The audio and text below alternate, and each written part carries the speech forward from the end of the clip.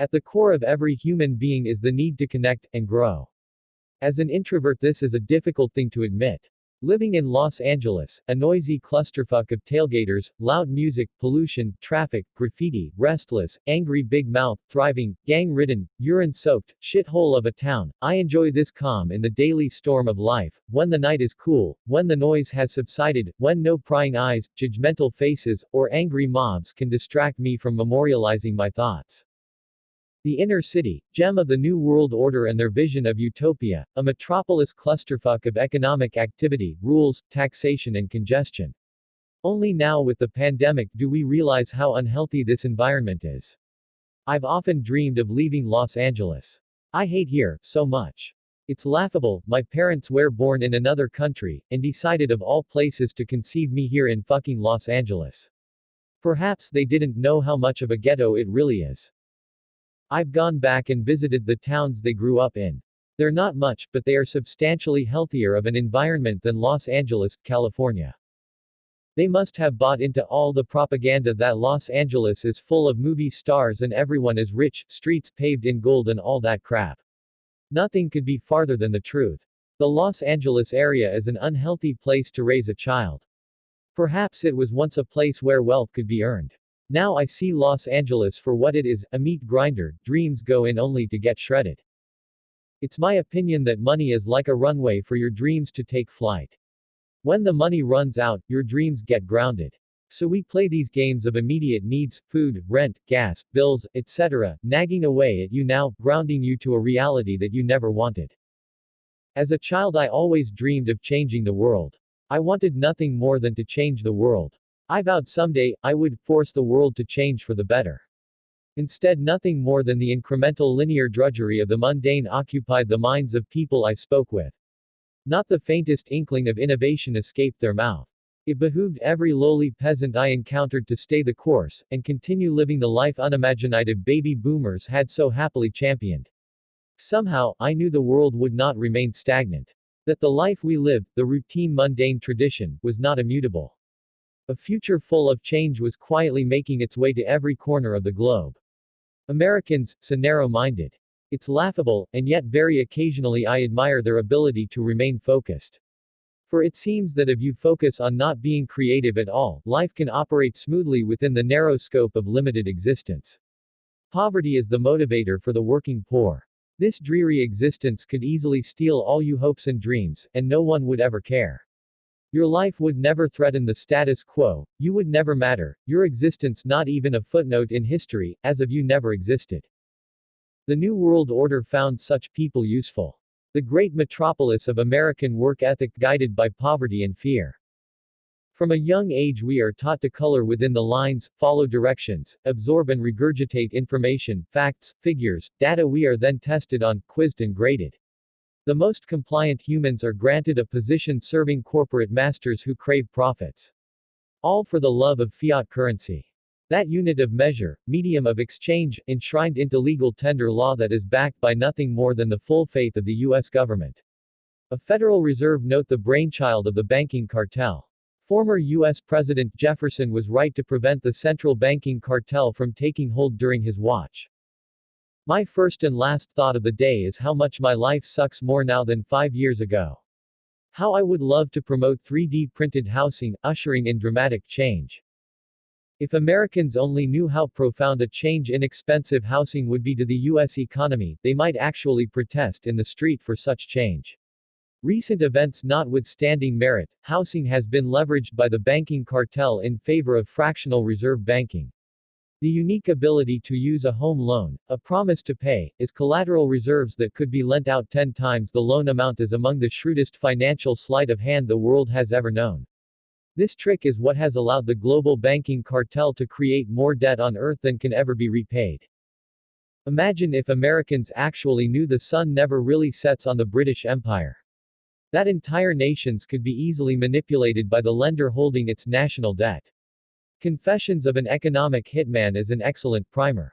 For if Americans actually bothered to know how the Baltic Dry Index, London International Banking Rate, even the very price of gold is all orchestrated by London, they might actually question who owns America's national debt and by extension influence its national policy on war, aid and spending. Housing is the cornerstone of financial freedom. From it people are free to be productive, and invested into the local community. Tribalism at its core. The banking cartel, having based so much of its fractional reserve banking model on selling Americans on the idea of the American dream of home ownership, failed to help people realize what they were buying. That housing is not an asset, to be speculated on, flipped, rented, bought and sold, but shelter for a family. Instead, real estate investors have perverted what was an attainable goal of home ownership, now into so much real estate speculation, that in 2008 America realized how heavily the housing market the banking cartel was based on to carry out fractional reserve banking.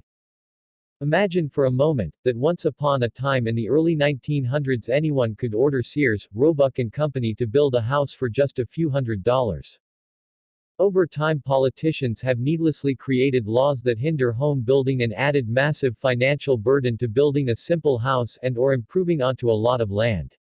Permit, building inspection, outdated building codes, and impact fees have all bloated the coat to build, all while greedy politicians had demanded more property taxes to operate the bloated bureaucracy public spending programs. Real estate, largely an insider's game, has developers cozying up to politicians, greasing the palms of these would-be power brokers. Special favors from City Hall don't come cheap. Housing is no longer a priority. Incorporated cities have quickly learned that public services are a perpetual cost to the city to provide said services, and that attracting sales tax revenue of local businesses fill the spending accounts politicians need to redistribute ill-gotten wealth to their political donors.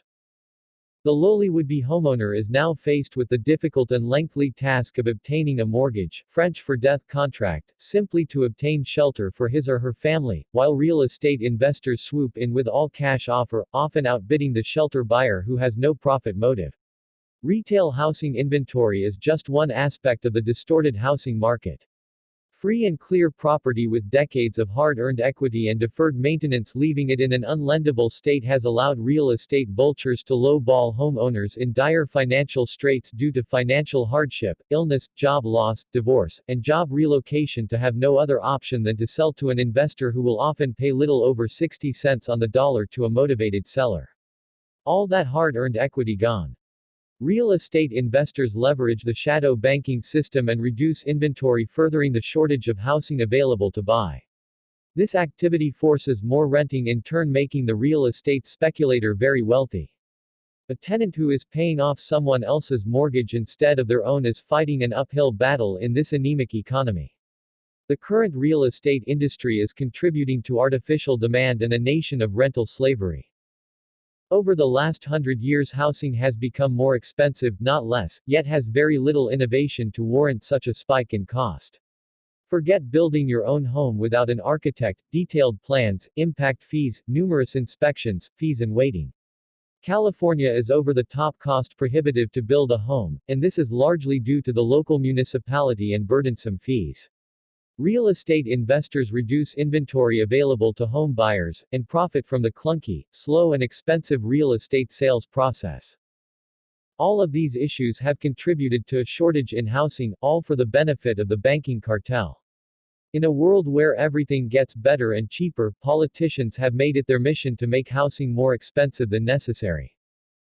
Housing should be safe, and cheap to buy for anyone.